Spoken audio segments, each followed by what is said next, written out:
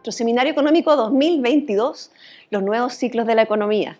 Tenemos hoy un invitado excepcional para este minuto que está viviendo el país. Está con nosotros el ministro Mario Marcel, en la que es su primera entrevista en profundidad, entiendo, desde que asumió en el Ministerio de Hacienda el viernes pasado. Quiero además aprovechar, antes de dar la palabra al ministro, de agradecer a Vice, que es el presentador de este encuentro, a Tánica, que nos acoge en este muy buen auditorio. Quiero decirle además que estamos solos para resguardar todos los protocolos COVID, y también a Radio ADN, que está transmitiendo este seminario en paralelo. Quiero contarles a todos los que nos siguen, hemos tenido un nivel récord de inscripciones y de personas conectadas en este minuto, que pueden mandar algunas preguntas al hashtag Seminario Económico DF y trataré de sumarlas durante la conversación, aunque les quiero confesar que la lista es larga. Vamos a partir con el ministro, que nos va a dar una introducción de unos 10 minutos y después seguimos adelante con las preguntas. Muy bienvenido, ministro. Muchas gracias al Diario Financiero por la invitación a participar en esta conversación seminario. Efectivamente es la primera actividad de este tipo que me toca desde que asumí el viernes pasado, pero probablemente ser la primera de muchas, probablemente más frecuente de lo que hacía cuando era presidente del Banco Central. Bueno, así a modo de introducción, lo que podría comentar es que bueno, este gobierno asume, ¿cierto?, la administración del Estado en un momento muy especial, en un momento de cambio político, expresando, ¿cierto?, un cambio político que es importante para el país, que ¿cierto?, ha tenido toda la evolución que hemos conocido. Y también en lo económico, ¿cierto?, al término de una recesión muy profunda, una crisis de carácter global, que por cierto nos afectó a nosotros como a muchos otros países, y de la cual salimos con bastante rapidez, con bastante vigor, pero empujados por una dinámica muy fuerte del consumo, donde tenemos necesidad no solamente de consolidar una recuperación económica, sino que también recuperar ciertos equilibrios en esa recuperación, ese proceso de recuperación. Bueno, a mí me tocó estar como presidente del Banco Central durante toda esa crisis. Fue un periodo muy complejo para el país, fue complejo para las autoridades, pero sobre todo fue muy complejo para las personas. Las personas no solamente tenían que lidiar con las preocupaciones derivadas de una pandemia y los riesgos para su salud, las de sus familiares, sino que también de las consecuencias económicas que esta tuvo, que significó ¿cierto?, que de un día para otro tuvieran que cerrar sus actividades, muchos negocios, muchas empresas, mucha gente quedarse en su casa, trabajadores independientes que ya no pudieron desarrollar sus actividades. O sea, un fenómeno de esa profundidad, de esa intensidad y de esa rapidez es algo que no hemos conocido nunca en la historia de los ciclos económicos en el mundo. Ahora, como decía, nos hemos ido recuperando, ¿cierto? El 2000, bueno, vamos a tener pronto las cuentas nacionales trimestrales ya revisadas, pero la cifra que tenemos hasta ahora, ¿cierto?, es de una economía que el año pasado creció 12%, una cifra también inédita, y donde aun cuando una parte de eso fue recuperación de la caída anterior, la caída que tuvo durante el 2020, la economía llegó hacia final del año a superar significativamente los niveles previos a la pandemia y previos al estallido social. Y lo superó tanto que la economía empezó a entrar en una fase más bien de sobrecalentamiento, en la cual ¿cierto?, las presiones inflacionarias empezaron a manifestarse y se expresan en que hoy día tengamos una inflación ¿cierto?, bastante alta para lo que ha sido nuestra experiencia y, por cierto, muy por encima de la meta del Banco Central. Así que es otro de los desafíos que tenemos que enfrentar, ¿cierto?, es el control de la inflación. El Banco Central lleva en eso la responsabilidad principal, pero todos tenemos que también cooperar a que eso se pueda lograr, dado que también es un fenómeno que afecta a toda la gente. Y lo que hemos visto en el último par de meses de deterioro de las percepciones de las personas sobre la economía probablemente está muy directamente ligado a el aumento de la inflación. Entonces este va a ser un año, este año 2022, va a ser un año en que vamos a tener que estar haciendo reacomodo de la economía de tal manera de que pueda sostener una capacidad de crecimiento futura sin presiones inflacionarias, pero al mismo tiempo es un año en el cual tenemos que preocuparnos de que nadie se quede atrás en el proceso de recuperación, ¿ah? Y en eso hay que reconocer que la recuperación económica aquí en Chile, como en muchos otros países, ha sido bastante heterogénea. Hay sectores que han sido muy dinámicos, particularmente el comercio, como producto de la fuerte expansión del consumo, pero hay otros que por las propias restricciones sanitarias ¿cierto? Se han recuperado con un rezago importante, como son todas las actividades de servicio, el turismo, los restaurantes y hoteles, el transporte, etc. De la misma manera, en el mercado del trabajo hay grupos de trabajadores, o sea, si bien ha habido una recuperación importante del empleo, hay grupos de trabajadores que todavía no vuelven, incluso todavía ni siquiera vuelven al mercado del trabajo, como es el caso de muchas mujeres jóvenes mayores de 55 años que salieron del mercado del trabajo durante la crisis y de los cuales también tenemos que preocuparnos. Y por supuesto la combinación de efectos sobre el empleo y dinámica de los sectores también puede afectar a algunas regiones más que a otras. Entonces esa va a ser una de las preocupaciones uno de los temas en los cuales vamos a estar trabajando en estos primeros meses de gobierno. Vamos a estar también trabajando en preparar reformas importantes que forman parte del programa del gobierno del presidente Boric, en particular la reforma tributaria, la reforma previsional, y también vamos a ir ¿cierto? Construyendo una agenda en temas que no eran tan centrales para el programa de gobierno, pero que sí son importantes para la economía, como es el desarrollo del sistema financiero, donde tenemos desafíos importantes, la implementación de Basilea III, la capitalización de los bancos, pero también la recuperación, ¿cierto?, de la pérdida de profundidad que tuvimos en el mercado de capitales producto de los retiros de fondos de pensiones. Entonces tenemos hartas cosas en las cuales vamos a estar trabajando, vamos a tener una agenda bien nutrida, a la cual por supuesto se sumará las múltiples contingencias que tendremos que enfrentar, y de las cuales hay una que tenemos muy a la vista, como es la crisis en Ucrania, que ha tenido un impacto sobre la economía mundial y también lo va a tener sobre nuestra economía. Este conflicto, ¿cierto?, ha afectado los precios del petróleo, de los combustibles, va a afectar también los precios de los cereales por el hecho de que tanto Rusia como Ucrania son productores importantes de cereales en el mundo. Estamos viendo si va a tener además alguna repercusión en los mercados financieros. Hay ya algunas estimaciones del impacto que puede tener sobre el crecimiento económico mundial, se habla de medio punto hasta un punto para algunos analistas. Entonces, bueno, la economía chilena tiene que estar en condiciones de amortiguar lo más posible este shock también como lo ha hecho en otras oportunidades, pero tenemos que tener claro que comparado con lo que fue la crisis del COVID-19, esto es un shock, por supuesto que tiene su relevancia, pero de una envergadura significativamente menor, o sea, nos va a costar mucho encontrar un escenario y ojalá que no lo encontremos nunca más, pero un escenario económico como el que enfrentamos en los 2 años anteriores. Quedó ahí disponible para las preguntas. Muchas gracias, exactamente. ministro, por estas palabras. Partamos entonces con las preguntas. Este es un seminario económico, pero no puedo dejar de partir preguntándole por una coyuntura que a la larga afecta al desarrollo. ¿Cómo lee usted lo que pasó en el sur con la ministra Siches?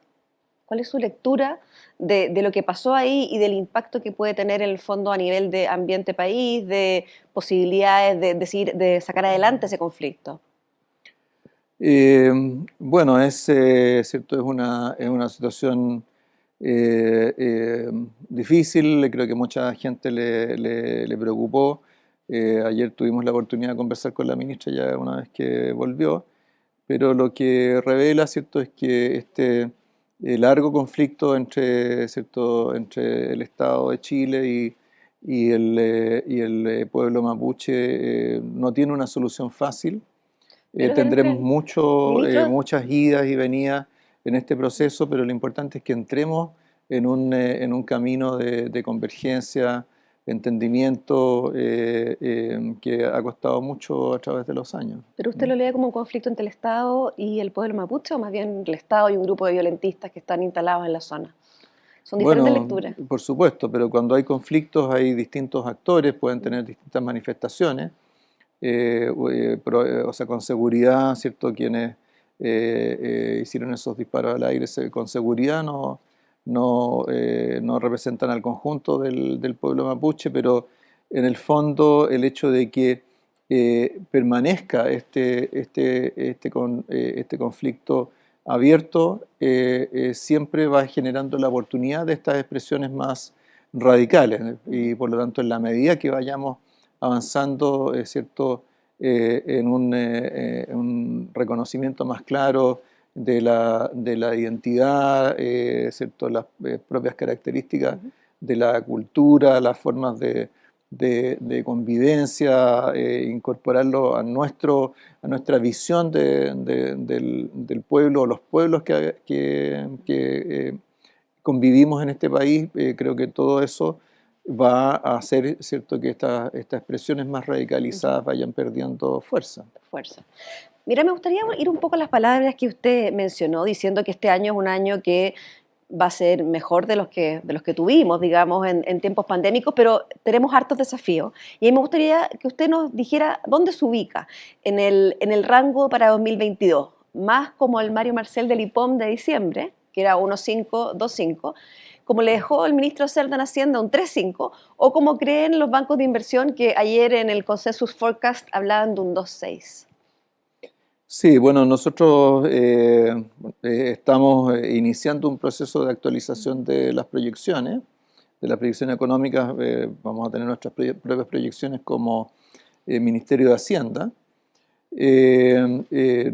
Digamos, todavía vamos a tener que esperar un poco de tiempo. Probablemente cuando publiquemos el informe de finanzas públicas de abril, allí vamos a reflejar esas nuevas proyecciones, vamos a reflejar lo que eso implica para la recaudación fiscal, para las Sí. proyecciones ¿Y fiscales. qué cosas Ahora, adicionales? dentro de esos rangos, me parece a mí que cifras como las que sugirió el gobierno anterior, a mí me parece que no son muy consistentes con el ajuste que tiene que tener la economía el próximo, o sea, este O año, sea, un 3 para estaría, controlar la inflación. un 3 ¿Ya? estaría sobre lo que... Claro, o sea, lo que pasa es que si uno ve esas proyecciones, no solamente tenían una cifra de crecimiento que era superior a la gran mayoría, sino a todas las estimaciones que tienen distintos actores, sino que además tenía una expansión de la demanda interna del orden, me parece que era del orden del 2% o algo por el estilo, que no es muy consistente con La lo que se normalización de la requiere en liquidez. la economía para controlar la inflación. ¿Mm? Ahora, entonces, de 3 para arriba estamos descartados, ahí empieza el rango. O sea, prefiero no dar números, pero sí decir que me parece Que el poco 3,5 es plausible, ¿cierto?, las cifras ujú, que dio el gobierno anterior en su último informe. es su último informe.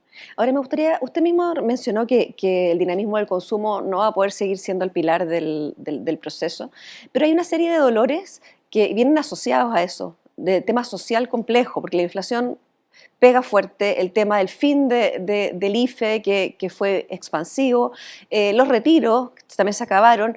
¿Cómo están evaluando ustedes esa presión social que podría agudizarse a lo largo de los meses, exigiendo una respuesta de parte de los sectores más necesitados a un gobierno que les prometió, en el fondo, mejora rápida?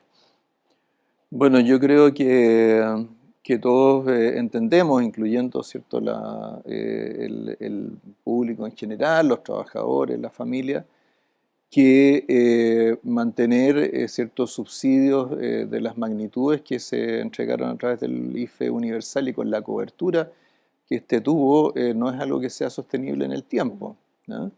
Entonces pensemos que el año pasado el gasto público, después de aprobarse la ley de presupuestos, se incrementó 31%. ¿Ah? Y tuvimos un déficit estructural del 11% del producto, todas cifras récord para cualquier año fiscal que tengamos en la memoria. ¿Ah? Entonces yo creo que todos entendemos que tiene que haber un proceso de normalización y que ese proceso de normalización no consiste solo en que se retiran cosas, sino que consiste en que volvemos a una inserción de las personas en la economía que es fundamentalmente a través del El trabajo. trabajo. ¿Ya? Entonces lo más importante en este momento es ¿cierto? Tener una recuperación del empleo, Y eso pasaría por especialmente para los sectores que están que han quedado más rezagados. sí, y eso pasaría por un rediseño del IFE, un ajuste del IFE hacia a esas poblaciones más rezagadas que usted mencionaba.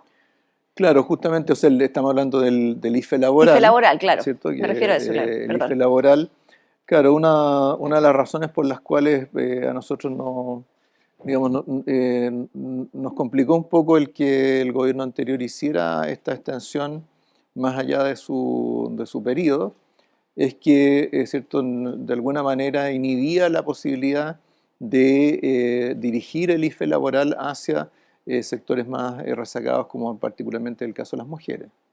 O sea, de alguna manera la dejaron amarrado el IFE laboral y ahora tienen que esperar a qué mes para hacer alguna reforma. O sea, lo que estamos viendo es si es posible de todas maneras incorporarlo en el funcionamiento del IFE laboral en este periodo para el cual se expandió. Ministro, entre las preguntas que nos mandaron, pero muchas por redes sociales y que nos llegaron a la sala de redacción, está la preocupación por el aumento de los combustibles. Y ahí tengo dos preguntas que hacerle. Uno, que parece ser que en esta alza del petróleo, del combustible, el país está más expuesto porque un porcentaje muy alto de la población hoy día depende o sea, el 70% según un último estudio de los hogares chilenos tienen un auto y en los segmentos D y E un 61%. Entonces la gente está muy expuesta además del gas y de otros tipos de combustible. ¿Qué van a hacer con eso? El MEPCO se debería agotar tipo junio, según estiman. ¿Cuál va a ser el...? Sí.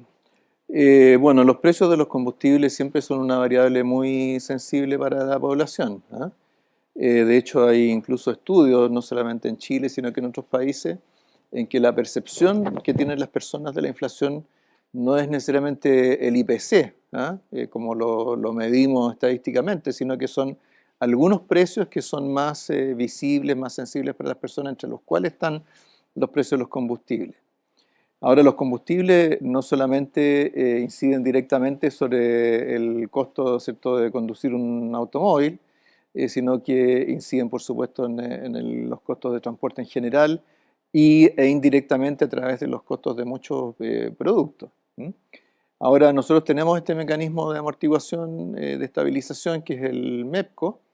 Ese mecanismo, bueno, ya nos tocó esta semana por primera vez fijar los parámetros, es cierto, se va a mantener este límite, manteniendo este límite al crecimiento de los precios de 6,7 pesos. Y lo que vamos a tener que hacer es reponer o incrementar los recursos del MEPCO para que siga funcionando todo lo que sea necesario. ¿Cuánto ¿Ah? estima que se va a necesitar este año para mantener en el fondo este rango que ustedes esperan tener de aquí a fin de año? Esto lo vamos a tener la próxima semana y vamos a tener los datos precisos. ¿Ah? Va a ser necesario, como digo, ¿Pero usted está incrementar dispuesto los a fondos. inyectarle fondos al MEPCO? Por supuesto, porque ¿cierto? Es un mecanismo de estabilización que hoy día es igualmente necesario, ¿cierto? Que en el pasado, tanto más necesario que en el pasado. Ahora, también es importante dar cuenta de que el alza que se produjo inicialmente en los precios del petróleo Ha ido con la moderándose. guerra, ¿cierto? Con el conflicto en Ucrania, se ha revertido y se ha revertido significativamente. O sea, hoy día el precio del barril del petróleo está por debajo de los $100, habiendo llegado, ¿cierto?, a los 125 por ahí. Claro, podría haber sido una sobrereacción de un par de meses que se... Sí, y porque también tiene que ver con la manera en que se han aplicado las sanciones a Rusia por parte especialmente de la Unión Europea. Entonces, creo que también es necesario no alarmarse en exceso vamos a tener funcionando los mecanismos de amortiguación de estos shocks, tanto sobre el precio directo de los combustibles como sobre los costos de transporte colectivo. Así que, digamos, es un tema del cual estamos preocupados y vamos a tener pronto, los próximos días ya, propuestas concretas al respecto. Ahí también me gustaría comentarle, ministro, que tal como usted está mirando el IFE laboral, la amortiguación del precio de los combustibles, hay sectores políticos que ya están planteando el quinto retiro y están empezando a insistir en ese tema como una manera de alivio. A pocos días de asumir el gobierno, ya en el fondo están volviendo a insistir en la idea de un quinto retiro, del que usted fue muy crítico y ahora vuelve a repetir al inicio estas palabras, que le quitó profundidad al mercado de capitales y todos los daños que eso puede haber hecho. ¿Cuál es su misión de eso? ¿Usted cree que este proyecto tiene viabilidad, que va a terminar siendo impulsado como todos los demás? O sea, más que juzgar la viabilidad, uno tiene que preguntarse si es bueno o no, especialmente para las personas que se quiere ayudar. Claro, pero en eso ¿Ah? sabemos, ministro, que usted ha sido un fuerte opositor de los retiros, entonces... Claro, pero yo creo que es bueno recordar, porque muchas veces se habla del tema de los retiros como una ayuda, que es una ayuda con los propios recursos de las personas, no es una ayuda del Estado, no es una ayuda de las AFP, en fin, Una autoayuda. es claro, una autoayuda y que tiene como costo luego el tener, ¿cierto?, una menor pensión en el futuro. ¿Ah?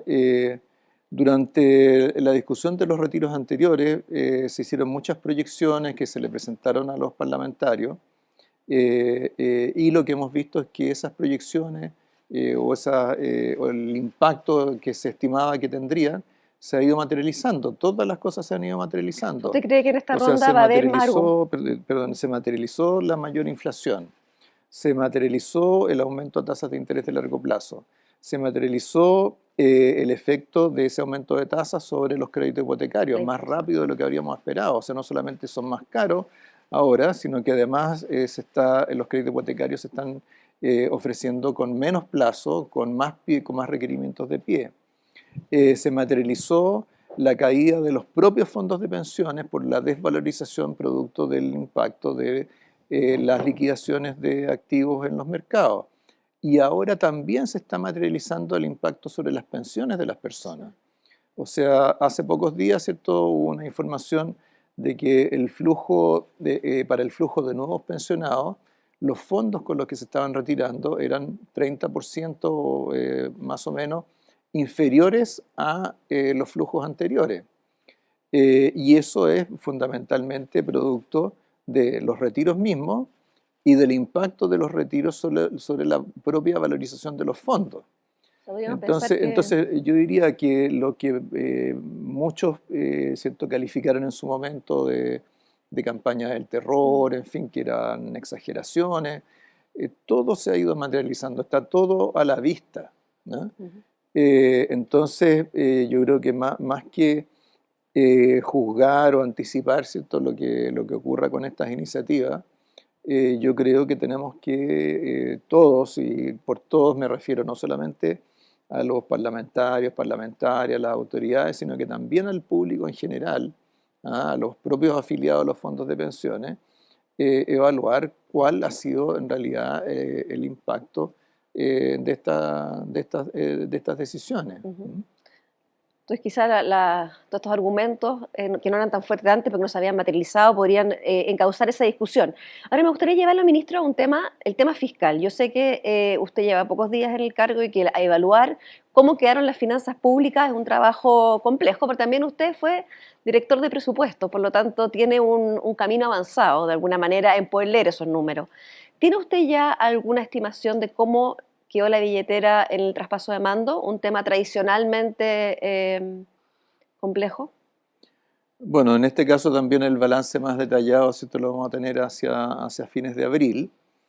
Pero ¿cierto?, lo que uno puede decir es que, por supuesto, en escenarios macroeconómicos más realistas para el 2022 y especialmente para los años siguientes, las estimaciones de lo que se llamó en su momento holguras probablemente van a ser menores, bastante menores de lo que O sea, comunicaron las autoridades esa cifra anteriores. de los 30.000 millones, entonces, ¿usted la cree que está más alta de lo...?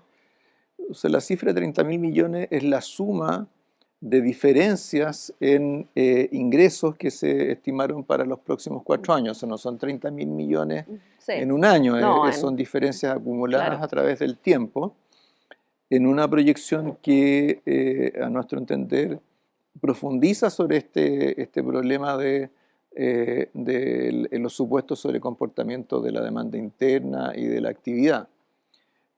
Por supuesto, nos encantaría que la economía creciera más rápido, ¿cierto? Pero ministro, el precio Pero del cobre, sí, ¿cómo? El precio del cobre es uno de los elementos positivos que han habido de este ciclo.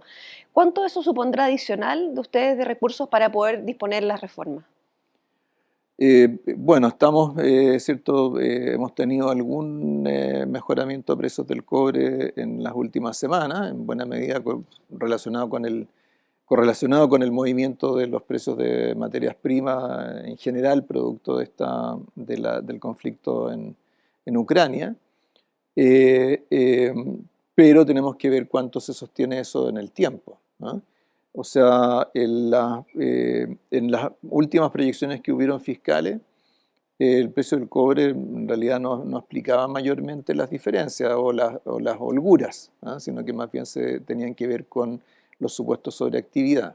O sea, es un error pensar que el cobre va a ser el financiamiento digamos, la fórmula para financiar este año, empezar con alguna de las reformas. A ver, o sea, siempre para Chile es una buena noticia que los precios del cobre estén altos, eso no cabe duda, ¿ah? Más aún en este momento, es cierto, con los precios más recientes que hemos visto del petróleo, en realidad nuestros términos de intercambio van a estar en una situación muy favorable durante este año, ¿ah? Eso es bueno para este país, no cabe la menor duda. También beneficioso para las finanzas públicas, ¿ah? Pero a una escala menor en relación, ¿cierto?, a estas proyecciones de crecimiento y el impacto sobre la tributación en general. O sea, a veces pensamos que en Chile todo es cobre, ¿ah? Sí. Pero la verdad es que el cobre en términos de producto en Chile representa, la minería en su conjunto representa 10% del producto, y No los tenemos, ingresos de la minería representan menos de 10% de los ingresos fiscales. O claro, no sea, tenemos instalada la idea del sueldo de Chile, es más instalada una idea claro, que una así es. realidad. Ahora, algunos especialistas que han estado en el tema fiscal dicen que quizás es el minuto para sentarse un pacto fiscal de largo plazo, que retome los órdenes de alguna manera la disciplina y la lógica que hubo en la época de los consensos políticos. Ahí en el fondo estaba esta comisión Vergara que partió trabajando algunos de los temas tributarios. ¿Usted tiene pensado revivir algún tipo de proyecto así? Bueno, el propio presidente Boric, ¿cierto? Ha dicho que él, lo que quisiera en el tema tributario no solamente una reforma, sino que lo que le ha llamado un pacto tributario, ¿ah? Visión que por supuesto comparto plenamente. No solamente porque necesitamos ingresos para financiar el programa de gobierno que, ¿cierto?, requiere recursos, sino que también porque en Chile, en los cambios de gobiernos anteriores, hemos tenido muchos vaivenes tributarios. O sea, todos los últimos presidentes han llegado con una propuesta tributaria a veces opuesta a la de su predecesor, Y así ¿ah? sucesivamente, claro. Entonces, claro, o sea, esa inestabilidad tributaria no le hace muy bien al país, porque, bueno, cualquier empresario que quiera hacer una inversión, ¿cierto?, querrá saber cuál es el sistema tributario que Sí. va a regir, Ahora, ministro, ¿ah? ¿con qué se sentaría usted a la mesa? ¿Sería a nivel de Congreso, a nivel prelegislativo a través de una comisión de diferentes representantes? ¿Cuál sería, a juicio de usted, la manera de implementar un pacto tributario que efectivamente después no sea cambiado?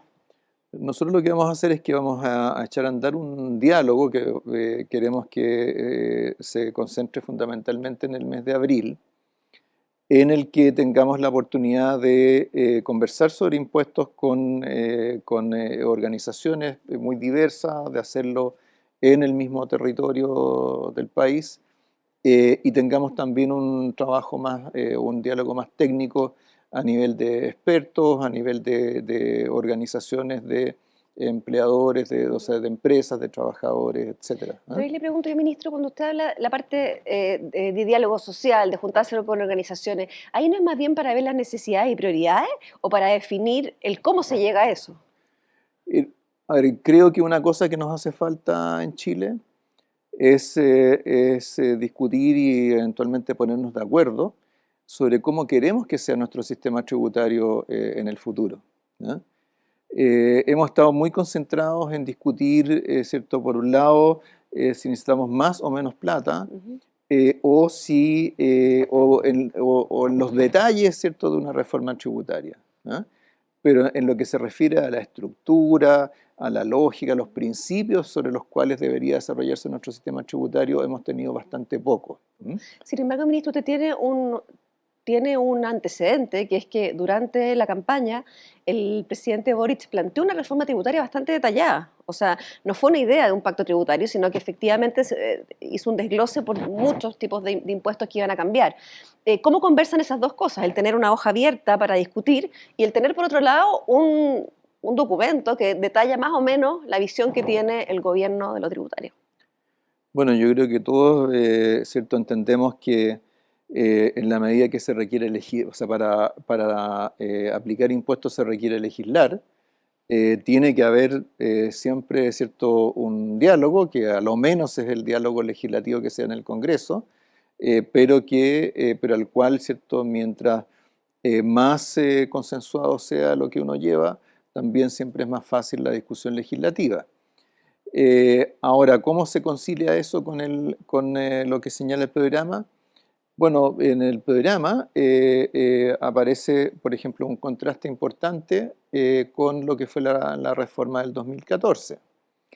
En el programa, ¿cierto? Parte importante de las modificaciones tributarias que se plantean se refieren a los impuestos personales, no a los impuestos corporativos de las empresas. La reforma del 2014 estuvo casi 100% Enfocada en concentrada en ese. impuestos a las empresas. ¿M? Más aún, el programa de gobierno dice que no se prevé que aumente la tasa del impuesto de primera categoría, ¿cierto? Que grava las utilidades de las empresas. Salvo para ¿M? el sector de la minería, donde el royalty tendría un rol Claro, el royalty es un poco distinto, diferente, ¿cierto? Del pero sí es empresa. impuesto a la renta. Ahora, esto es una definición bien importante, porque si nosotros nos comparamos con otros países, siempre nos gusta, ¿cierto? Compararnos con los países de la OECD, lo que vamos a ver es que si uno va por categorías de impuestos, nuestra recaudación como porcentaje del producto para los impuestos indirectos es relativamente similar a la de esos países. La recaudación de los impuestos a las empresas también es más o menos parecida, pero donde tenemos una brecha grande es en los impuestos a las personas. ¿Ah? O sea, en Chile la recaudación de los impuestos a los ingresos personales o los impuestos a las personas es más o menos la cuarta parte de lo que es la En recaudación en esos comparación países. con países como, por ejemplo, de un ejemplo. El En europeo es comparación con el promedio el promedio. de los Ujú, países de la OCDE que van desde Turquía hasta Suiza. ujú. ¿Mm? Ahora, entonces ese sería un marco, que el impuesto a las personas sería un foco y que habría que desarrollarlo por ahí. Sin embargo, hay un impuesto que ha sido muy publicitado, muy usado políticamente y que tiene algo que ver con el impuesto a las personas, que es el impuesto a los súper ricos. ¿Eso usted pretende dejarlo aparte o meterlo dentro de esta escala progresiva de impuestos personales? Sí, o sea, bueno, en el curso de la campaña, particularmente en el mismo programa de gobierno, este tema del impuesto, o sea, a los súper ricos, que fue una idea que surgió durante la misma crisis o surgió después del estallido Sí. social, se transformó más bien en un tema de impuesto patrimonial, eh, relacionado tanto con el patrimonio de las personas, donde se plantea, ¿cierto? Afectar o gravar a personas que tienen un patrimonio muy alto, como también, ¿cierto? El impuesto a las propiedades. Hoy día tenemos una sobretasa, ¿cierto? De bienes raíces, y impuesto a las herencias. ¿Mm? Sí. Entonces hoy día es algo bastante más elaborado que la idea del impuesto a los súper ricos que se planteó en esa oportunidad, y donde, es cierto, al momento de estructurar una reforma tributaria, uno tiene que evaluar cuánto peso le va a dar a ese impuesto, que es un impuesto a un stock, que es el patrimonio, ¿cierto? Versus un impuesto al flujo, que es el impuesto a la renta. Por supuesto, mientras mejor funcione un impuesto a la renta, ¿cierto? Más fácil va a ser aplicar un impuesto al patrimonio, pero menos necesario va a ser. Pero los impuestos al patrimonio han sido poco eficientes en recaudación, cuando uno mira ejemplos de otros países, porque básicamente hoy día los capitales pueden salir del país. Y la pregunta es, ¿ahí usted tiene expectativas de recaudación con respecto a ese impuesto o lo va a dejar como algo menor? O sea, ya en la preparación del programa y en las discusiones posteriores, particularmente en el acuerdo de implementación programática, Sí. que se focalizó más bien en los primeros 4 años, las estimaciones de recaudación de este impuesto ya se ajustaron significativamente. O sea, si mal no recuerdo, el último dato que aparece en el acuerdo de implementación programática es del orden de medio punto del producto. Ujú. Pero sigue Entonces ahí. hay un análisis que es, digamos, más realista Ujú. respecto a las posibilidades de recaudación de este tipo de impuestos. Es algo que refuerza el efecto distributivo que se quiere lograr al concentrarse los impuestos a las personas, pero está lejos de ser el componente principal. Ujú. ¿Mm? O sea, no lo descarta, lo incluiría dentro de la parrilla de alternativas, pero no tiene el peso que tenía originalmente en la campaña tributaria. Ahora me O gustaría sea, ir a otro tema. incluso antes de la campaña, ¿cierto? En la Claro, época, ¿cierto? postallido, ahí empezó Claro, pues a fines del 2019, principios del 2020. 20, sí. ¿Mm? Ahora, otro tema más es que una de las cosas más duras de discutir de la reforma va a ser el monto de recaudación adicional. 5 puntos es mucho, menos que los 8, también fueron corregidos, pero 5 puntos es mucho. Hay personas que están diciendo que podrían ser 4, un poquito más, considerando que el gobierno de Sebastián Piñera adelantó la PGU, que está dentro de parte de los objetivos que están en el programa, no tan alto, pero va avanzando. La pregunta ahí, ustedes ¿están pensando modificar el monto a recaudar en 4 puntos o lo mantienen en 5? Bueno, como usted menciona, ¿cierto? Cuando se legisló sobre la PGU se incluyó un financiamiento que en definitiva llegó a 0,66% del 0,7. producto. Para todos los efectos prácticos eso es parte de los 5 puntos porcentuales, el 5% del producto, porque tanto la PGU como las medidas de reducción de la evasión, la elusión, que se incluyeron en el financiamiento, todo eso formaba parte del programa del gobierno actual. Ahora, si el gobierno anterior lo quiso adelantar y tuvo el acuerdo de los parlamentarios para hacerlo, bueno, tanto mejor, pero quiere decir que ya avanzamos unos O pasos. sea, usted me está diciendo que con todas esas cosas adelantadas, ¿podríamos pensar en una reforma tributaria de 4 puntos? Claro, o sea, si son Ujú, 0,66% del producto, es cierto, en fin, ya deja algo más cercano a los 4 puntos para las reformas que vienen. ujú. ¿Mm? Ahora, usted estaba mencionando la evasión todas esas eficiencias en la recaudación de impuestos, que en una entrevista previa a asumir en TVN con Matías del Río, usted le asignaba un factor muy importante en la tecnología, en cómo la tecnología iba a ayudar a llegar a esos niveles de recaudación. Sin embargo, en el gobierno anterior yo pregunté y me dicen que ellos realmente hicieron los esfuerzos máximos por la tecnología que había. ¿Qué adicional piensa usted sumar para lograr esa recaudación vía evasión? Claro, bueno, por tecnología, ¿cierto? O sea, no quiere decir solo, no sé, computadores, no quiere decir solo fierro, ¿ah? Ujú. Por tecnología, estamos hablando de tecnología tributaria, ¿ah? La tecnología tributaria tiene que ver con la capacidad para obtener de distintas fuentes información sobre los ingresos de las personas que eventualmente forman parte, ¿cierto?, de la determinación de sus impuestos. ¿M? Entonces, hoy día, por ejemplo, hay información que se obtiene a través del IVA, que sirve para ir estableciendo, ¿cierto?, o chequeando, ¿cierto?, lo que viene después en una declaración de una empresa, a través de la información sobre inversiones financieras, ¿cierto? Uno también tiene antecedentes sobre cómo están manejando las personas sus recursos. ¿Y eso usted cree que ¿Ah? hay un campo Entonces nos ha tocado importante? a todos, ¿cierto? Que bueno, ahora ya estamos cerca del comienzo de abril, vamos a tener, La operación ¿cierto?, REM. las propuestas de declaración. Esas propuestas se arman en base a toda esa información que se obtiene de terceras fuentes. Ahora, eso está lejos de ser completo, no cubre el 100%. ¿Ah? Por ejemplo, en el formulario para la declaración de impuesto a la renta, cuando nos llega la propuesta de declaración, ¿Sí? hay un avisito que nos sale que dice no olvide que además que tiene que declarar sus ingresos por arriendos. ¿Ah? ¿Eso qué es lo que significa? Que el Servicio de Impuestos Internos no tiene directamente información sobre los ingresos que obtienen las personas por los arriendos de sus propiedades. ¿Ah? Y todo eso, porque los Entonces, arriendos, un sí, ejemplo, me imagino, pero claro. ¿cuánto usted estima que se podría mejorar la eficiencia tributaria, la tecnología tributaria, en términos de recaudación? Lo que se estima en el programa de gobierno, y particularmente en el acuerdo de implementación programática, es que ese conjunto de medidas que abarca no solamente mejoras de recaudación, sino que cierre de ciertos resquicios de elusión, etcétera, que todo eso recaudaría algo más de un punto del producto. Y ¿Mm? ahora, en terreno, con guitarra, ¿cree que es razonable pensar en un punto del producto en eso? Es bastante similar a lo que ocurrió con la reforma del 2014. ¿Mm? Ahí tenemos que acordarnos que incluso durante la tramitación de esa reforma había muchas dudas respecto de, por ejemplo, el impacto que iba a tener la factura electrónica. ¿Mm?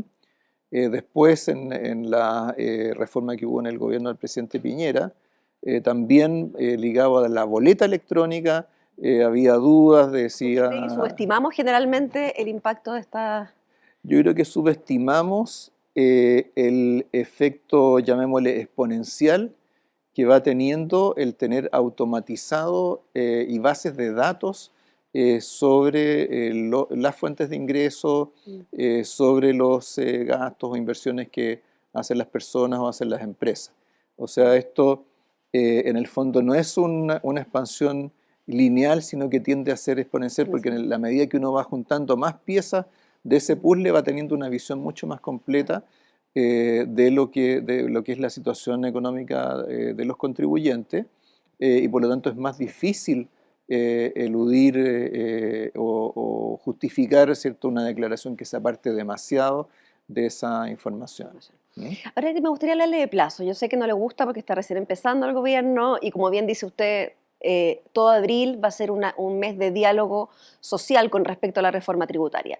Sin embargo, el ministro Jackson habló del primer semestre. ¿Usted cree que los proyectos o el proyecto, la parte legislativa, puede estar ingresada antes de julio? Sí, sí, ese es nuestro propósito. Ahora, tenemos bueno, hay ciertas definiciones que va a ser importante tomar respecto a si se va a presentar un solo proyecto o varios proyectos. Pero Todo eso es parte de este proceso de preparación. Probablemente va a haber algunos temas que son de plazos más largos o son más complejos, que a lo mejor van a quedar un poco diferidos en el tiempo, pero la visión sobre el conjunto de cosas que están en la reforma y los proyectos principales, todo eso va a estar dentro del primer semestre. ahora a mí me gustaría preguntarle si cuánto ustedes han revisado las experiencias anteriores de reformas tributarias muy ambiciosas que entran como un gran paquete al Congreso y terminan después dividiéndose en leyes cortas. Y nos han contado que una de las cosas que ustedes están evaluando es efectivamente tener una visión global antes de julio, pero presentar paquetes diferentes.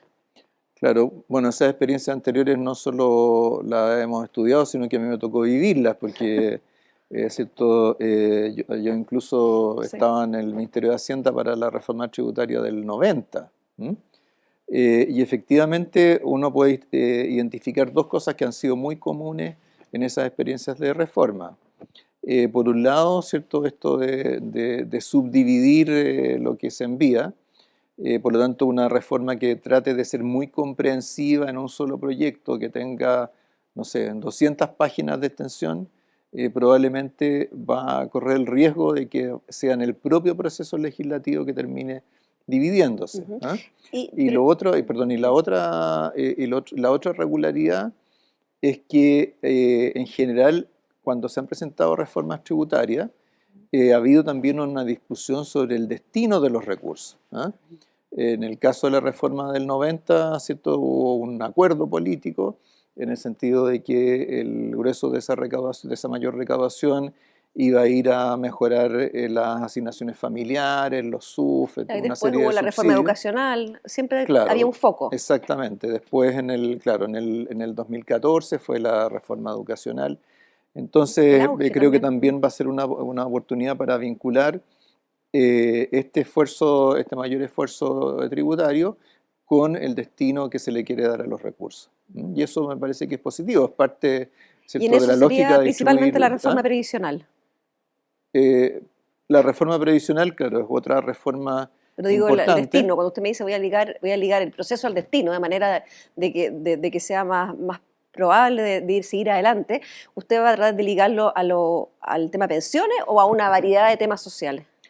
Bueno, en el programa de gobierno, ¿cierto? Hay por un lado, ¿cierto? Un bloque importante de que tiene que ver con derechos sociales.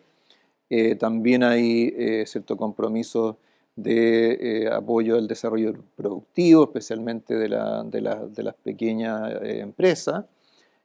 Hay propuestas que tienen que ver con la descentralización. ¿Ah? Todo eso tiene costos y al mismo tiempo uno puede imaginar, ¿cierto? El tipo de impuestos que uno asociaría más a ese tipo de recursos. ¿Ah? Ujú.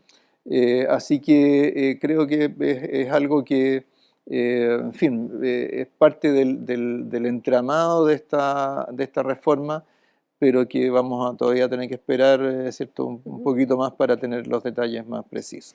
Pero una cosa que sí podría darse, como usted decía que había proyectos que podían flotar por sí mismos, ya está bastante avanzado en el Congreso el proyecto del royalty, que ha sido muy criticado técnicamente porque efectivamente, digamos, está diseñado de una manera que, a juicio de los expertos que consultamos, no necesariamente potencia la minería chilena, o sea, chilena o minería en Chile. La pregunta es, ¿usted podría usar esa carcasa de proyecto para la recaudación del royalty? Bueno, primero el royalty, ¿cierto? Uno tiene que tener claro cuál es el propósito, ¿cierto? Bueno, no se busca no solamente recaudar, sino qué recaudar y qué impacto tiene sobre la actividad a la cual se aplica. Y el royalty es esencialmente un mecanismo a través del cual, ¿cierto? Se captan rentas que son propias de una actividad extractiva. En el Congreso hay, digamos, dos etapas, por así decirlo. Una etapa que fue la discusión en la Cámara de Diputados, Sí. que despachó un proyecto para el Senado, pero luego hubo una discusión y un análisis bastante profundo en el Senado, se organizaron seminarios, se Sí. invitaron expertos, etcétera, y de ahí surge una idea respecto del royalty que es distinta de la que despachó la Cámara de Diputados. Ujú. ¿Mm? Entonces, yo diría que ha habido un avance positivo, que es interesante que, ¿cierto?, haya sido liderado por los propios parlamentarios. A veces la gente critica mucho a los parlamentarios y hablamos mucho de populismo, etcétera, pero en este caso, ¿cierto?, vemos que los senadores se tomaron muy en serio el ¿Usted se tema siente más y, cómodo con la versión que está hoy día, segundo trámite constitucional, y podría evaluar e impulsar con urgencia ese proyecto? claro, o sea, digamos, nos parece que es un avance que plantea una estructura del impuesto que es bastante más consistente con la idea de ¿cierto? Una actividad minera dinámica en el país que pueda seguir, que pueda seguir generando inversiones. Ahora, cuán precisamente nos podemos ajustar a esa propuesta es algo que todavía tenemos que terminar de trabajar. ¿M? Lo mismo que la estrategia legislativa, si se patrocina el proyecto que está en el Senado, con qué Ahora, ajuste, ahora su primera etcétera, impresión es que ¿no? podría ser patrocinado. O sea, yo diría que implica un avance importante, que daría un buen marco para una propuesta ya más definitiva sobre la materia. Ujú. ¿Mm? Perfecto. Ahora le quiero, ministro, el tema tributario usted todavía puede diseñar de alguna manera. Vienen unos meses de diseño, de diálogo social. Sin embargo, hay temas que tienen agendas y calendarios que presionan a las autoridades y que no le permiten esto que usted está haciendo ahora de armar una hoja de ruta. Uno de ellos es el tema del salario mínimo, porque en abril hay que presentar una alternativa. Ahí, bueno, la meta del gobierno es 500.000. Obviamente se entiende que en los 4 años nadie va a pedir que este año haya un aumento. Sin embargo, se ha mencionado bastante que es importante el guiño inicial que se haga. Cuénteme cómo está mirando usted ese tema. Sí, bueno, esto es algo que vamos a estar trabajando en conjunto con la ministra del Trabajo. Por supuesto, siempre esto se hace en una dupla entre Hacienda y Trabajo, al menos. Eh, yo diría que el tema de cómo empezar este camino que lleva a los 500.000 pesos no es solamente una cuestión de guiño, hay un planteamiento bastante específico en el acuerdo de implementación programática y en el programa de gobierno, que es dar un paso importante en el primer año de gobierno. Cuando hablamos de un paso importante, ¿qué es un paso importante? ¿Cuál es el rango que usted considera un paso importante? En un año con inflación, con una serie de cosas. Sí, bueno, o sea, yo no preferiría no citar una cifra, la ministra misma del Trabajo, ¿cierto? Ha hablado de 400.000 pesos, en fin, pero la verdad es que esto es algo que siempre tenemos que acordar, ¿no? Que siendo algo que está en el programa de gobierno, al mismo tiempo es algo que se discute con las organizaciones de trabajadores, ¿ah? Entonces, no es solamente una cuestión de qué Una es lo que propuesta de pensamos, ustedes. ¿cierto?, la ministra Claro. del Trabajo y yo, o lo que piensa el gobierno, sino que también, ¿cierto?, estar abierto al diálogo con la CUT, con las Ujú. organizaciones de trabajadores, ¿cierto?, antes de una propuesta definitiva que a su vez irá al Congreso. Ujú. ¿Mm? Ahora, si este salto es este año un poco más importante y luego se va negociando, haciendo un cronograma hacia fin del gobierno, las pymes dicen que ellos pagan el 70% de los sueldos mínimos. Son 800.000 personas que lo reciben y la mayoría son pymes y sienten que llevan 2 años súper golpeadas. Entonces, que este salario mínimo de alguna manera es a costa de ellas, ¿qué se piensa hacer para evitar cargarles la mano en este aumento que por primera vez, saliendo de 2 o 3 años súper duros para las pymes? Bueno, ¿cierto? Cuando la ley fija un ingreso mínimo, casi por definición, ¿cierto? Es algo que pagan las empresas. O sea, el impacto que tiene el ingreso mínimo sobre el gasto fiscal es muy directo, es Claro, muy sí, limitado. O sea, de hecho, hoy día en el sector público, ¿cierto? Los sí. sueldos más bajos están por sobre el ingreso mínimo. ¿Mm? Entonces, ahora, claro, hay sectores, hay empresas, hay segmentos de empresas Pues las que son grandes más pagan, intensivos en, claro, las grandes pocas tienen sueldo mínimo. hay pocas que paguen el mínimo, de las pymes no todas pagan el mínimo, ¿cierto?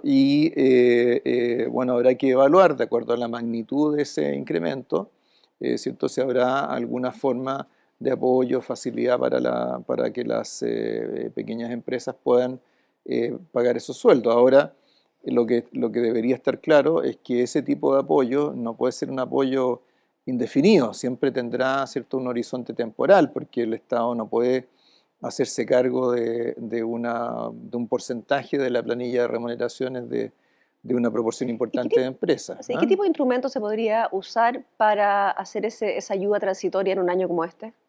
¿Qué Bueno, instrumentos hay? primero, ¿cierto?, veamos cuál va a ser el ingreso Ujú. mínimo, luego cuánto se distancia de los sueldos que se pagan en las empresas y después veremos, ¿cierto?, la justificación y finalmente el mecanismo si es que llega a ser necesario algún tipo de Ujú. apoyo. ¿Mm? Ahora nos quedan 5 minutos, 6 minutos, y le quería preguntar por una preocupación del sector empresarial y de las pymes, es que van a entrar en vigencia, o podrían entrar en vigencia en pocos años de plazo, una serie de leyes o de regulaciones que sí, por sí mismas no son complicadas, pero es la combinación de ellas que sí, que serían las 40 horas, las gratificaciones adicionales que están discutiendo en el Congreso, este aumento de sueldo mínimo y una serie de otras cosas y bueno, y la reforma de pensiones va a venir con un aumento de las cotizaciones, eso es bastante ineludible me parece. Ujú. Entonces la pregunta ahí es, ¿cuál es el plan que usted tiene para distanciar, para hacer progresivas estas medidas de manera que no lleguen todas y afecten a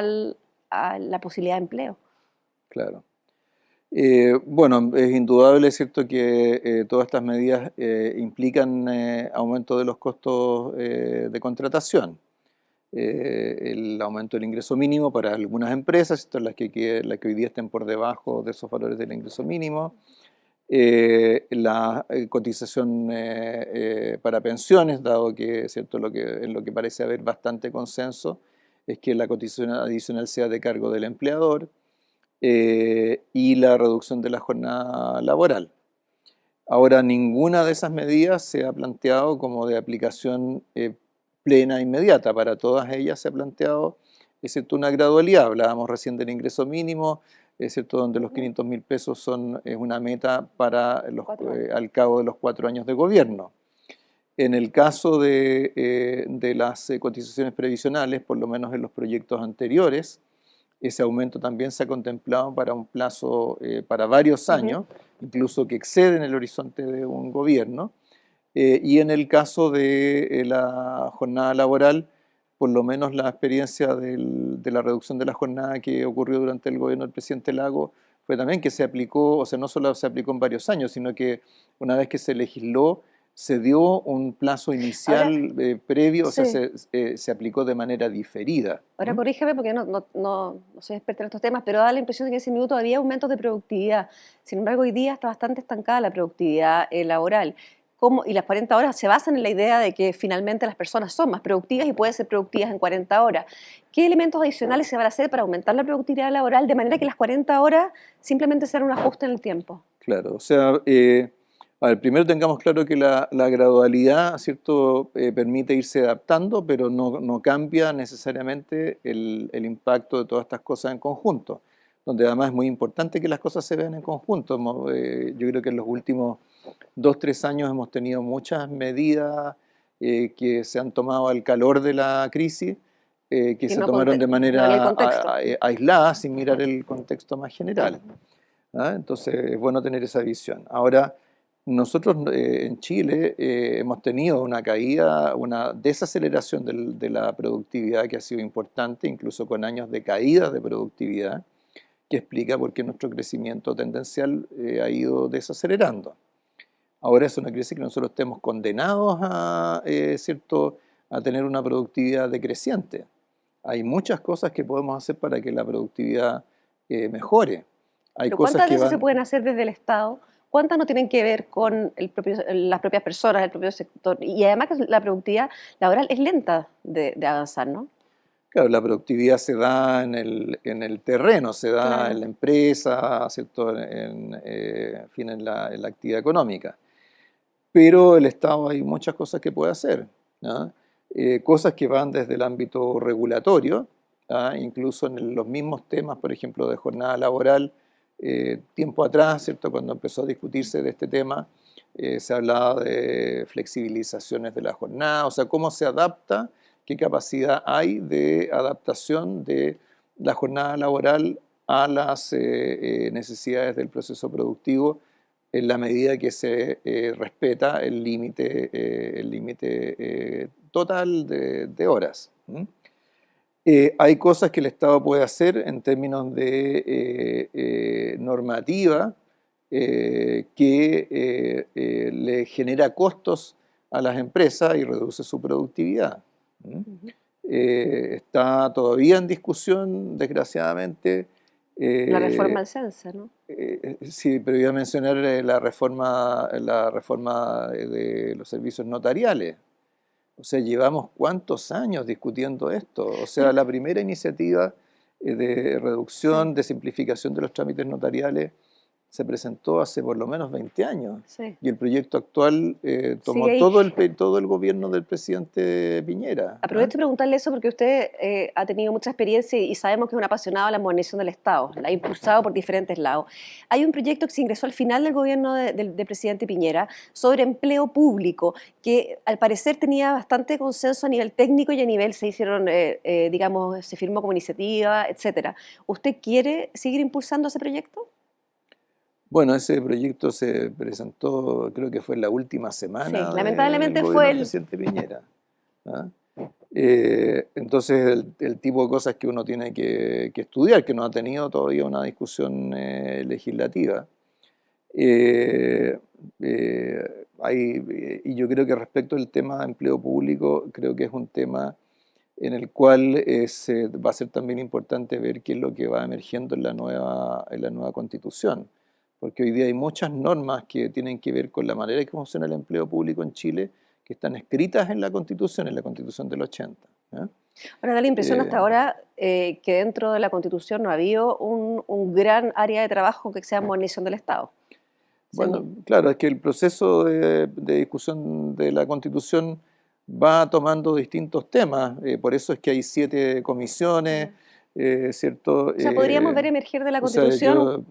yo recuerdo que cuando se empezó a hablar de la nueva Constitución, mucha gente hablaba sobre el Banco Central y parecía que el Banco Central era el tema más importante en la Constitución. Y yo les decía, oye, ojo que una Constitución lo primero que se tiene que preocupar es del régimen político, de la estructura de poderes del Estado, y al final, en la práctica, el trabajo ha sido ese, pero eso no quiere decir que esos otros temas no se vayan a discutir. ¿Pero usted quedó tranquilo con las primeras discusiones y con los primeros borradores del tema del Banco Central? Sí, bueno, en estos días debería estarse votando ya en la comisión, ¿cierto? La propuesta para el Banco Central. Yo creo que ha sido muy positivo que todas las propuestas que están actualmente en discusión, que ha sido ya votada en general, todas reconocen la importancia de la autonomía. Y ahora ya en la comisión ya se está discutiendo ya más bien temas como la amplitud de los mandatos, ¿cierto? Sí, ¿y La usted está cómodo con responsabilidad la de los amplitud consejeros. de los mandatos? Porque ese parece que es un tema que ya está bastante instalado, la idea de que el Banco Central además debe preocuparse, además de la inflación, de una serie de otras cosas, que lo vemos en otros bancos centrales extranjeros. Claro, o sea, lo que pasa es que aquí el tema en el fondo es qué es lo que es un mandato y qué es, ¿cierto?, un contexto dentro del cual se ejerce ese mandato. ¿Ah? Y eso que hasta ahora ha estado un poco implícito y que se refleja, por ejemplo, en esta política que tenemos en Chile de metas de inflación de mediano plazo, y ahora en la discusión constitucional se está haciendo más explícito. ¿Ah? O sea, ¿no sería un Pero gran con cambio? pero con esa distinción. ¿Ah? Ujú. Mandato versus ciertos factores o qué es lo que tiene que considerar el banco o el Consejo del Banco Central al momento de ejercer de implementar esos Estamos en la mandatos. hora y tengo dos preguntas muy cortitas sobre nombramientos. El primero es que está tomando fuerza, nos han comentado, la posibilidad de una mujer para liderar Codelco. Usted, Bueno, yo quiero recordar que hace solo unos días, justamente el 8 de marzo, el Día Internacional de la Mujer Trabajadora, nosotros señalamos que uno de nuestros compromisos era que hubiera paridad de género en los directorios de las empresas ahora públicas. ministro, hoy día ya está, o sea, ahí está ya instalada la idea del 60-40, o sea que uno de los sexos no puede tener más del 60%. Mi Pero pregunta lo que es, nosotros queremos es que sea 50-50. ¿y las presidencias? Dependerá de cada compañía, o sea, no podemos tener un modelo único para todas las empresas públicas. Vamos a tener empresas públicas con presidente o Ujú, presidentas mujeres, de eso no cabe duda. Ahora, ¿en cuáles? Bueno, es parte del proceso de decisión ujú. que hay que ir tomando. Sí. ¿Eh? Y lo último es que usted nombró hace unos días, un par de días, a Hernán Frigolea a cargo del Servicio de Impuestos Internos, con una serie de desafíos importantes como el que usted mencionó, de introducir más tecnología tributaria. Sin embargo, hoy día y ayer se ha puesto de relieve que él hizo informes para SQM, esos informes están completamente fuera de cualquier tipo de proceso judicial. Sin embargo, eso podría complicarlo en el sentido de que hay un proceso abierto de SQM en temas de impuestos. ¿Usted tenía ese antecedente y cómo lo evaluaron en el proceso? O sea, bueno, el tema de SQM, es cierto, se ha discutido durante muchos años. Ujú. Este tema de esta consultoría se planteó incluso antes de que, de que Hernán Frigolet fuera nombrado tesorero en el segundo gobierno de la presidenta Bachelet. Hubo artículos, reportajes, se aclararon las cosas en aquel momento, y en este artículo que acaba de salir hoy día, o anoche me parece, recoge nuevamente las explicaciones actualizadas al día de hoy que ha dado Hernán Frigolet. Así Fue un que, antecedente que tenían en cuenta, sin embargo consideran que es un asunto cerrado. o sea, lo que consideramos es que, y eso invito, ¿cierto?, a los que estén viendo esta entrevista, que lean el artículo que salió publicado, que lean qué es lo que responde ahí Hernán Frigolet básicamente él le explica que hizo, con su consultora, hizo un estudio para SQM. Ese estudio existe, ¿cierto? Nos entregó una copia. Entonces es distinto, ¿cierto?, de los temas de financiamiento de la política. Ahora, Sí, como yo una partí cuestión, diciendo. como una cuestión general que, digamos, creo que debería ser común para cualquier director de impuestos internos, un director que ha tenido una actividad económica anterior en la cual ha tenido relación con otras empresas, debería, ¿cierto?, abstenerse de intervenir en decisiones que afectan a esos clientes anteriores. Ujú, ¿Ah? Y no me queda duda que eso se aplicará también en este caso, es lo que corresponde. ujú. ¿Mm? Bueno, estamos en la hora. Muchas gracias, ministro. Muchas gracias a todos los que nos acompañaron hoy día. Los dejo invitados si se sumaron a mitad de tiempo, porque va a estar la grabación en el df.cl en breve. Gracias, ministro, por su tiempo. Muchas gracias a ustedes, pues. Más allá de un qué, hay un por qué. Suscríbete a DF Digital Premium